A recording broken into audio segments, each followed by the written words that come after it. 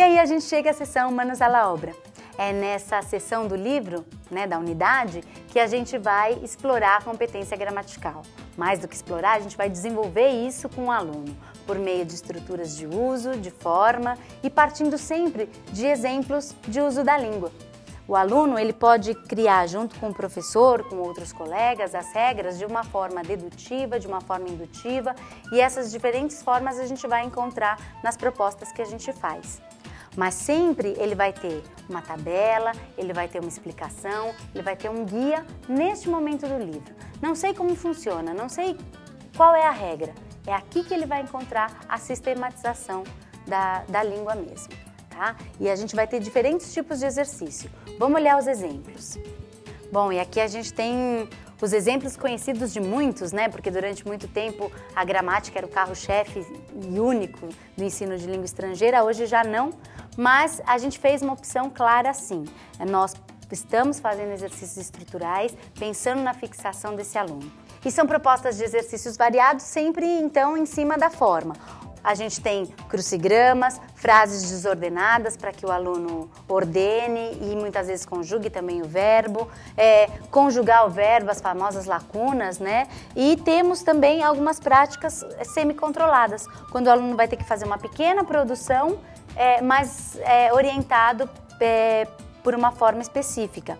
Como a gente tem um exemplo aqui no exercício número 7. A consigna nos diz o seguinte: que hiciste en los siguientes momentos? Completa las frases. E a gente tem os marcadores temporais. Ayer, la semana pasada, en tu último cumpleaños.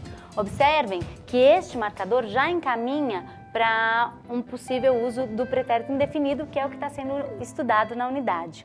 É importante a gente falar da correção.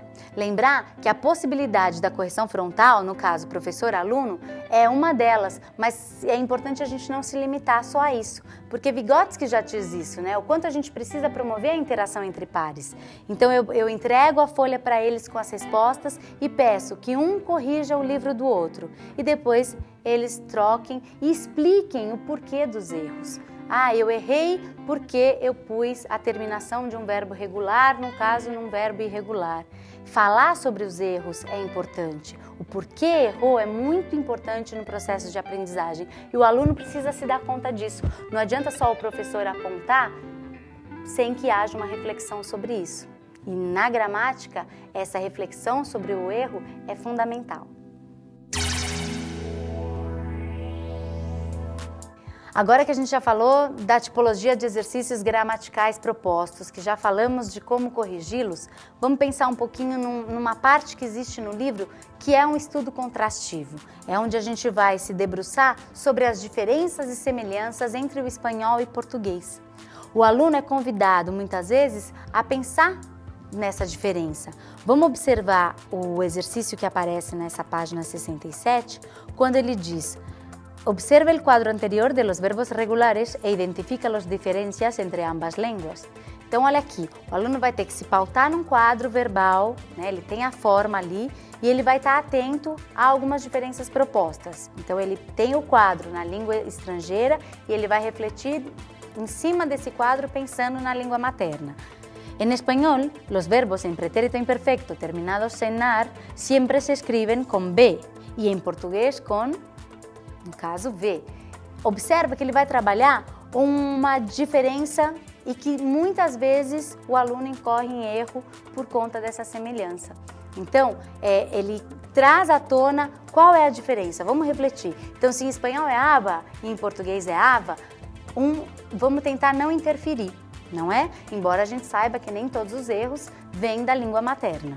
A diferencia del portugués, los verbos en español terminados en ir, llevan acento en la letra I, en todas las personas. Outra vez, uma diferença que é a diferença de acentuação que a gente tem do IA no espanhol para o IA do português, que não é acentuado. E aí a gente tem, depois de todos esses exercícios, um momento voltado para a fonética e para a ortografia. Quando a gente trabalha a fonética, a gente está centrada na pronúncia, há exercícios, uma variedade muito grande de exercícios pensando os diferentes fonemas, não só aqueles que são diferentes no caso, mas aqueles que também se pronunciam de uma forma semelhante nas duas línguas. E neste exemplo especificamente a gente tem um trabalho com a ortografia. Nós estamos falando de acentuação das palavras monossílabas. E olha que interessante, o aluno é levado a refletir. ¿Por qué a veces se acentúan las palabras y otras no? Ele presta atenção nisso e aí ele tem um momento. Agora comprueba tus hipóteses com a seguinte explicação. Então, aquilo que eu estava falando lá atrás, do aluno construir a regra, a gente tem um exemplo claro aqui nesse momento de fonética e ortografia. O aluno observa, cria as hipóteses e aí ele vai confrontar as hipóteses dele com a explicação que a gente dá.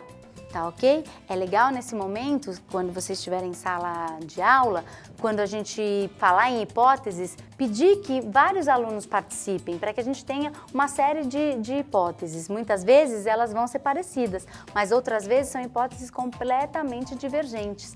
E aí é legal a gente pensar, que hipótese é válida? Por que é válida? Com tudo aquilo que vocês já estudaram, o que valida, o que não validam, né? Então, vale a pena fazer isso, perguntar quem concorda com a hipótese de fulano, quem discorda, por que discorda? E tudo isso é um exercício de metalinguagem. A gente está fazendo a reflexão da língua de uma forma em que o aluno participa e não tenha que sempre a regra vir do professor para o aluno, tá ok? E aí a gente fala numa aprendizagem autônoma.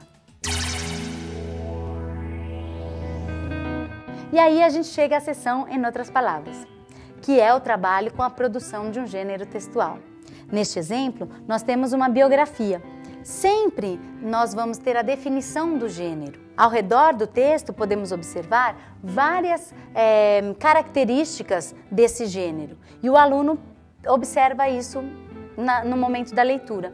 Uma forma interessante de trabalhar, uma vez que aqui estão postas as características, é esconder, né? É tampar essas características, você pode projetar e tampar as características, ler em voz alta e pedir que eles mesmos localizem, né? Porque aqui nós temos já tudo indicado para facilitar a compreensão, mas se o exercício é de análise, é interessante fazer. Já fiz com os meus alunos e funcionou bastante bem. Nós, neste caso era biografia, eles tiveram não que encontrar todos, mas a foto, a narração de fatos passados e o uso de marcadores temporais e no caso do pretérito indefinido. Eles gostam bastante, é um desafio e eles estão nesse momento analisando. Sempre então, voltando, o primeiro exercício vai ser o contato com o gênero. Este gênero sempre tem como marca principal as questões linguísticas trabalhadas na unidade. O tema é o tema transversal trabalhado também na unidade e muitas vezes ele já dialoga com a realidade brasileira. No caso dessa biografia, é a biografia da Zuzu Angel e a gente está falando na unidade das ditaduras, né, na América Latina.